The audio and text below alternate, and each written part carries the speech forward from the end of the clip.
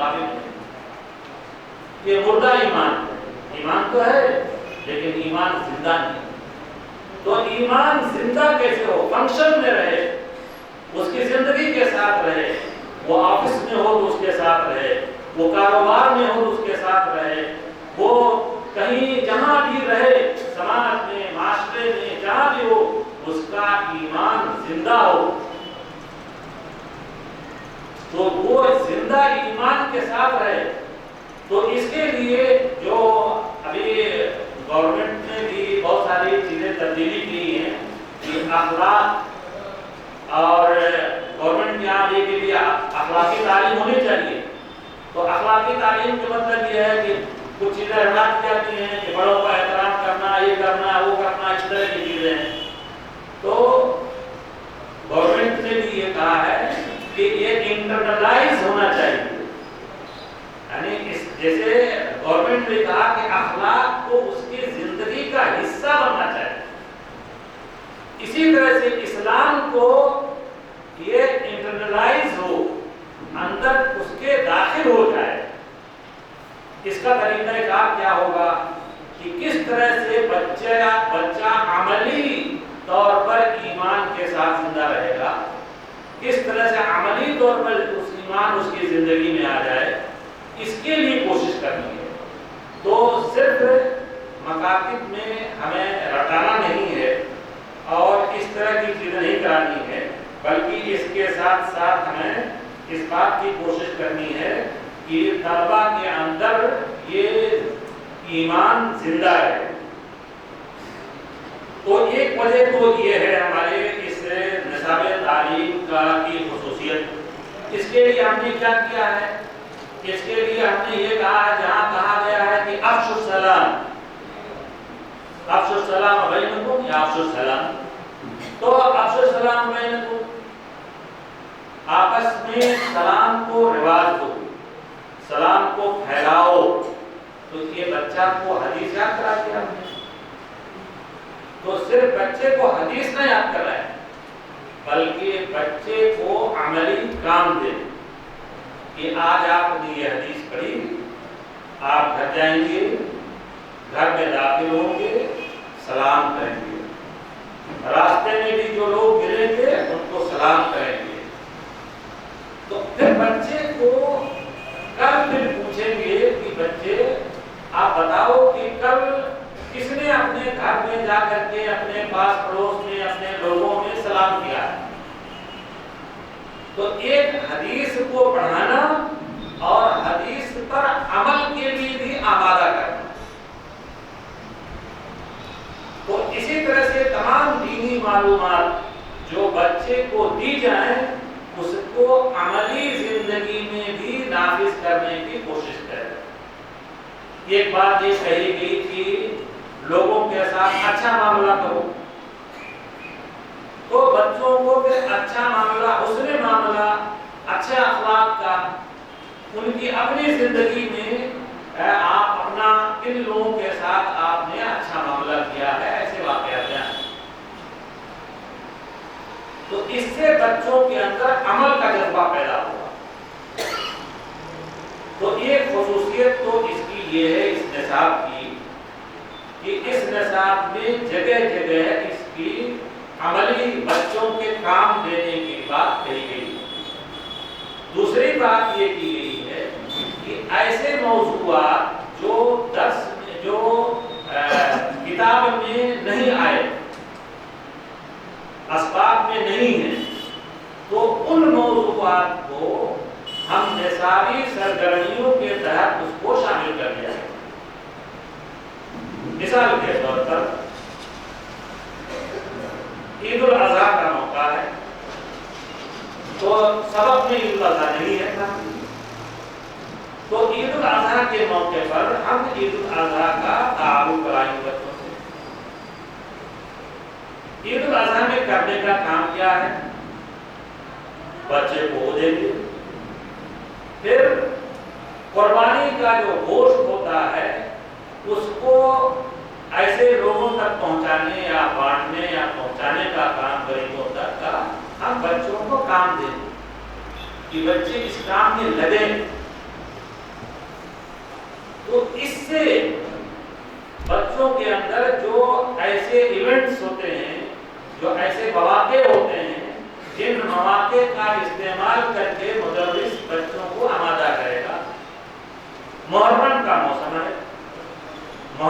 پر کیا کچھ ہوتا ہے.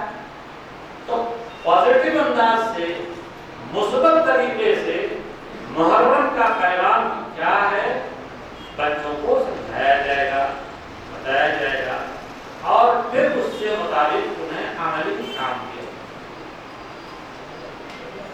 اس طرح سے اور دیگر موضوعات ہیں جو بہت ساری چیزیں نہیں چھوٹتی ہیں, نئی کتابیں درج ہیں. مثال کے طور پر آزادی ہے کا دن آیا, تو آزادی ہم ایسا نہیں, ہم تکثیری سماج میں رہتے ہیں, ہم جس ملک میں رہتے ہیں اس ملک کے بارے میں, یہاں کے قوانین کے بارے میں, اس سماج کے بارے میں ہماری پوری واقفیت ہونی چاہیے, ہمارے بچوں کو بھی واقفیت ہونی چاہیے.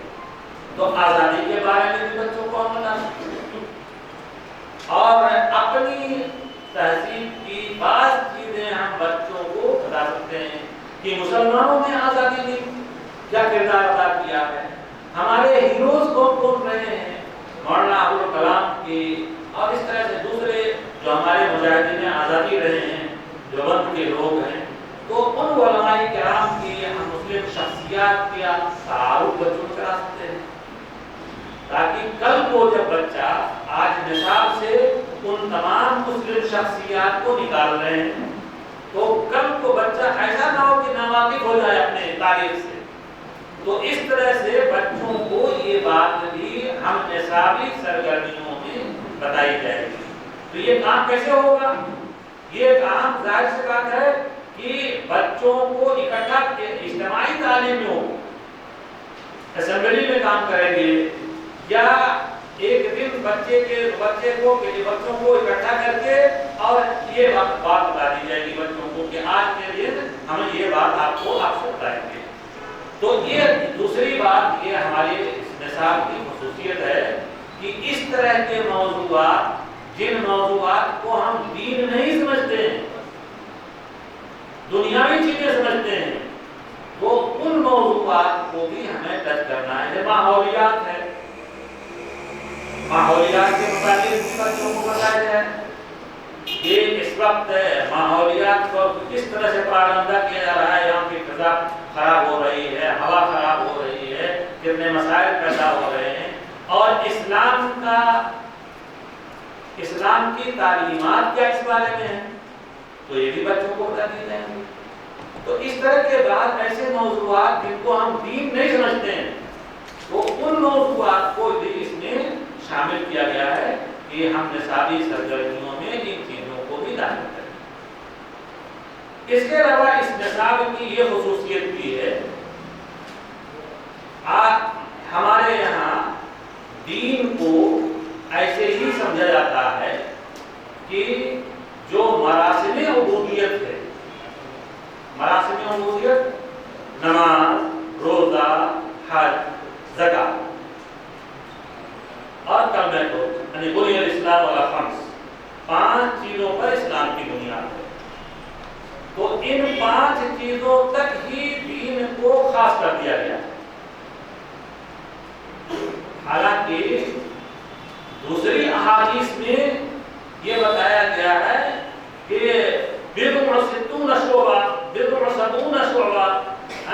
بہت سارے شعبے بیان کیے گئے ہیں, دین کے, ایمان کے بہت سارے شعبے بیان کیے گئے ہیں, اور اس میں کہا گیا ہے کہ اماطۃ الاذى عن الطریق, راستے سے تکلیف دہ چیز ہٹا دینا, یہ بھی ایمان کا حصہ ہے. الحیاء من الایمان. تو بچوں کو دین کا شامل اور کامل کنسپٹ دینا ہے. یہ دین پوری زندگی کے لیے ہے. یہ دین اس طرح کا نہیں ہے کہ مندر میں جاؤ اور گھنٹہ مار کے فری ہو گئے, مسجد میں جاؤ اور وہاں پر کچھ سجدے کر لو بس ختم. نہیں, یہ دین پوری زندگی کا دین ہے. تو اس نصاب میں اس بات کو دکھایا گیا ہے کہ پوری زندگی کا دین کیسے ہے. اس طرح کے احادیث لی گئی ہیں, اس کو دکھایا گیا ہے, اور اس طرح کے عناوین لے کر کے سبق بنایا گیا ہے, اور اس میں بتایا گیا ہے کہ یہ دین پوری زندگی کا دین ہے. گھر کے اندر کا بھی دین ہے, گھر کے باہر کا بھی دین ہے, سماج کے بھی دین ہے, کاروبار کا بھی دین ہے. تو उन बच्चों को इब्तदा से ही हम इस बात की कोशिश करेंगे कि ये जो दीन का अधूरा तसव्वुर है कि दीन सिर्फ नमाज रोजे का नाम है, ऐसा नहीं है। नमाज रोजा हज ज़कात की हमारी बुनियादें हैं, इन बुनियादों का दीन कायम है, इनकी अहमियत बहुत ज्यादा है। लेकिन ये बात कि यही सिर्फ दीन है, ये बात गलत है। नमाज रोजा और हज ज़कात से कोई इनकार नहीं करता। अगर कोई इनकार करेगा वो मोमिन रहेगा ही नहीं, मुसलमान हो ही नहीं सकता है। इनकी अहमियत मुसल्लम और ये हमारे दीन की बुनियादें हैं। लेकिन इसके साथ साथ दीन इसके अलावा भी है। दीन रास्ते से कांटा हटाना भी है, दीन किसी को खाना पहुंचाना भी है, गरीब की मदद करना भी है, सफाई सुथराई की मुहिम चलाना भी है। बहुत सारा दीन के बहुत सारे शोबे हैं। तो वो ईमान के जो शोबे हैं ये सब पूरा मिल करके भी ये 5 सुतून हैं। इन सुतूनों पर छत लगेगी और छत पर फिर रंग होगा, रोगन होगा। वो सब क्या है? अखलाकियात के सारे बात। नबी करीम सल्लल्लाहु